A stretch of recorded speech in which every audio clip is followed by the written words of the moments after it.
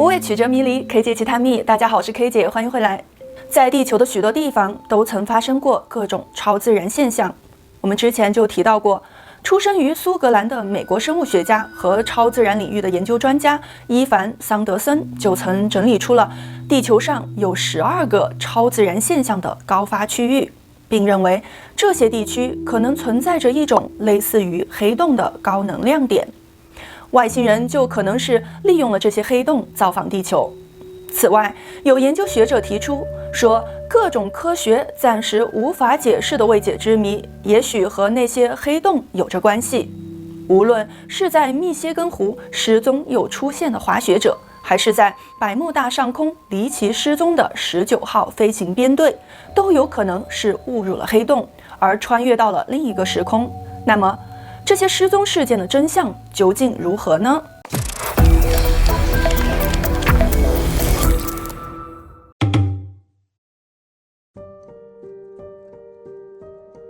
史蒂文·库巴基是美国密歇根州霍普学院的一名学生。1978年2月18日，史蒂文告诉他的室友，他准备去越野滑雪。可到了傍晚时分，室友却发现史蒂文还没有回来，因此联系了警察。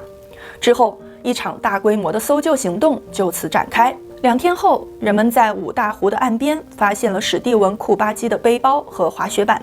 于是他们紧接着搜索了这片区域，并且在雪地上找到了通向湖面的足迹。但离奇的是，雪中的脚印就停止在了湖中央，好像它就在那个点消失了一样，而且周围没有洞，也没有其他任何的痕迹。值得一提的是，史蒂文失踪的地点恰好靠近密歇根湖三角区的东南区域。那所谓密歇根湖三角区要比广为人知的百慕大三角小得多，但在此地同样发生过许多无法解释的空难、沉船和失踪的事件。史蒂文的失踪正是其中一例。然而1年后，正当人们准备放弃搜救时，让人意想不到的事情发生了。史蒂文在失踪1年零2个月之后，在离他失踪地点约1100公里的地方出现了。而奇怪的是，他根本不记得自己曾经到过什么地方，也不记得自己是如何去到那里的。经过几个月的调查，没有任何证据表明史蒂文是故意失踪的。那么，究竟为什么一个23岁的滑雪者会突然消失得无影无踪，并在1年多以后又突然出现呢？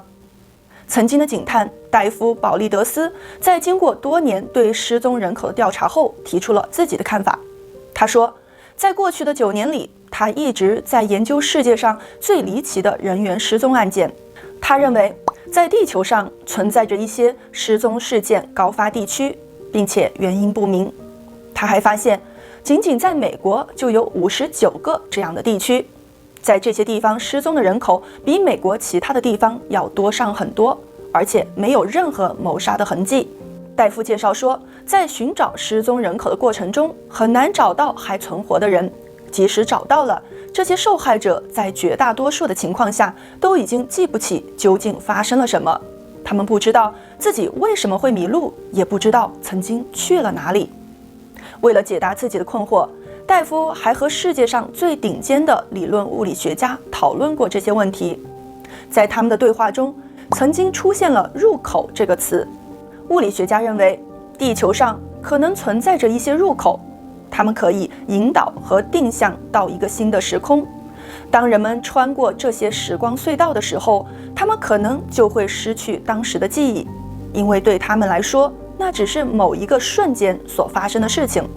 当然，23岁的史蒂文最终还是回来了。可是，如戴夫所说的那样，失踪的人口中很难找到还存活的人，他们更多的是消失得无影无踪。比如百慕大三角的失踪事件，大家多多少少可能都有听到过。那是由英属百慕大群岛、美属波多黎各和美国的佛罗里达州南端所形成的三角形海域。它的总面积约116万平方公里，是我们地球上最神秘的海域之一，被人们称为魔鬼三角区。在这里，有超过50艘船和20架飞机神秘的消失，而且至今找不到确切的原因。此外，这个三角区位于世界上唯一的一个没有海岸线的海域——马尾藻海。这里的海水有着极高的清晰度，水下的能见度可以高达70米。可就在这片能见度非常高的海域，却怎么也找不到那些失踪的飞机和船只。在这众多的失踪案件里，最出名的要数消失在1945年12月5日的19号飞行编队。这个由5架美国空军 TBM 复仇者战斗机组成的编队，当时正是朝向加勒比海以北的北纬30度飞行时，5架飞机的设备都一起出现了故障，飞机上的罗盘和导航仪器都无法正常工作。随后5架飞机都从雷达上消失了，飞机上的14名飞行员的最后通信也只剩下了可怕的静电干扰声。飞机失联后，美国海军首先派出了一辆海上搜救飞机进行了紧急的搜救。然而奇怪的是，搜救队总共13人和搜救飞机也一同消失了，而且至今都是未解之谜。事实上，这起失踪事件只是百慕大三角地区众多超自然事件的冰山一角。几十年来，研究人员一直在努力寻找这些神秘事故的原因，但无论是仪器突然发生故障，还是指南针奇怪的指向正北，似乎都不是导致这些失踪事件的根本原因。据了解，发生在这里的大量的失踪事件，并不是都没有目击证人。虽然失踪事件中有超过900人下落不明，但有19个人是幸存下来的。后来，一位在百慕大经历过死里逃生的飞行员，就有过时空穿梭的经历。他的经历似乎将答案指向了物理学家提到的入口，这也就是类似于黑洞的能量点。时间回到1970年的12月4日，在19号飞行编队失踪25年后，一个名叫布鲁斯·格农的飞行员在从安德罗斯群岛飞向比米尼岛的途中，遭遇了一次不可思议的经历。当天下午3点，布鲁斯和他的父亲以及工作伙伴从安德罗斯岛起飞，飞往美国的迈阿密。在此之前，布鲁斯曾驾驶同一架飞机飞过10几次相同的路线了，并且几乎每天都会有飞行员飞过此处。但谁也没有想到的是，这一次布鲁斯的飞机却遇上了麻烦。飞机刚起飞才到300多米时，布鲁斯就注意到了一个奇怪的现象。只见在他们飞行路径的前方出现了一个透镜式的奇怪云团。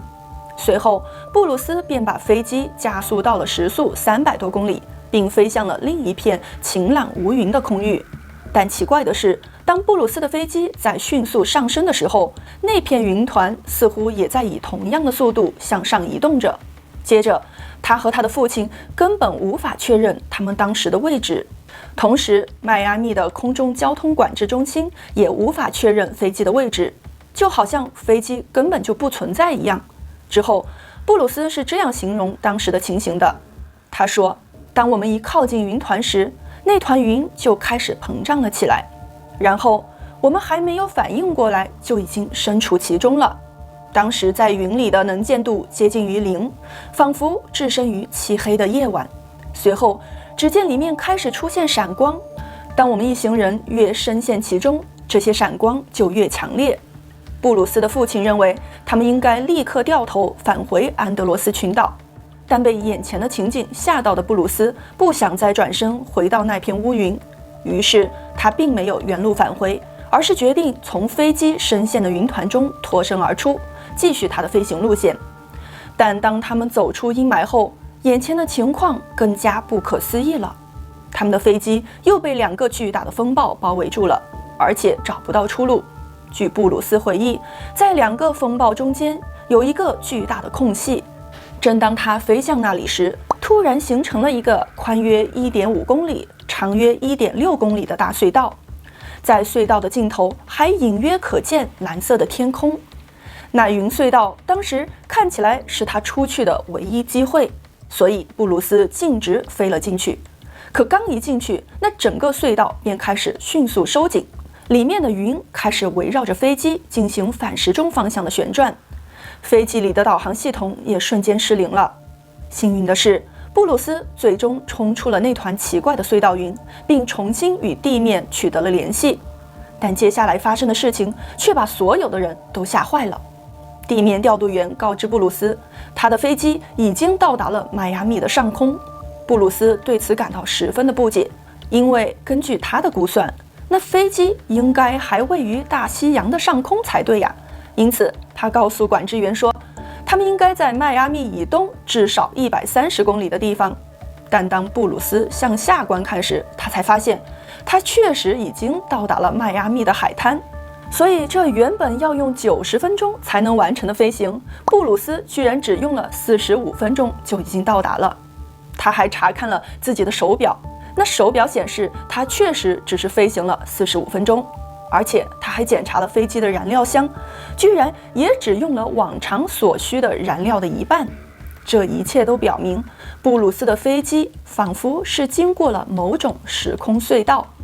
有没有可能，布鲁斯所描述的隧道实际上是一种像黑洞一样可以改变时间和空间的通道呢？很多人相信，那些所谓的入口正是存在于地球上的黑洞。也许有一天，地球上的这些黑洞将会成为人类打开宇宙大门的钥匙。